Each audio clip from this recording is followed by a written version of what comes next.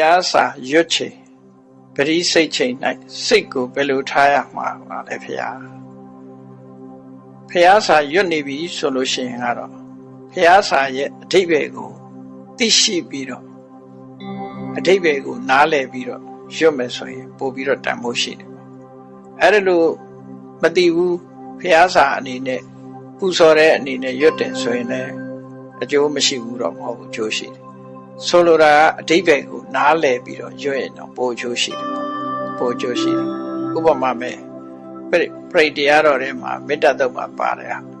မာတာယထာနိယံဗုဒ္ဓမာယုတာဧကဗုဒ္ဓမနုရခေဧဝံပိသဗ္ဗဗုတေတုမာနတံဘာဝေအပရိမာဏ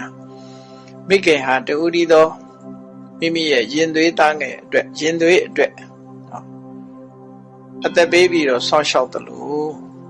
တရားတွေအားလုံးပေါ်မှာမိခင်မေတ္တာမျိုးထားနိုင်အောင်ကြိုးစားပါလို့သူတို့ဆိုတယ်အဲ့တော့အဲ့ဒီအဓိပ္ပာယ်လေးကိုနားလည်ပြီးတော့ရွတ်မယ်ဆိုလို့ရှိရင်တော့အဲ့ဒီအတိုင်းလိုက်နာကျင့်သုံးတာဘောပေါက်ပြီးတော့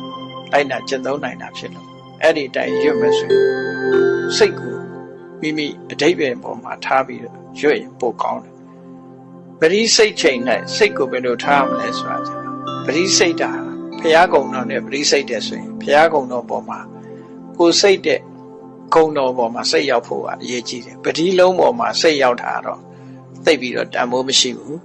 ပတိလိမ့်ပေါ့ပတိဆိုတာကိုဂုံတော်ပေါ်မှာစိတ်ရောက်တဲ့အချိန်ဘယ်လောက်ရှိသလဲဆိုတာမှတ်တမ်းတင်ဖို့သာပတိကိုသုံးချတာဖြစ်တယ်ပတိလုံးပေါ်နဲ့အရေးအတွက်ပေါ်မှာစိတ်ရောက်တာတော့သိတန်ဖိုးမရှိဘူးဘုရားရဲ့ခုံတော်ပေါ်မှာစိတ်ရောက်အောင်လုပ်ပြီးတော့ပရိစိတ်တဲ့နဲ့ပေါ့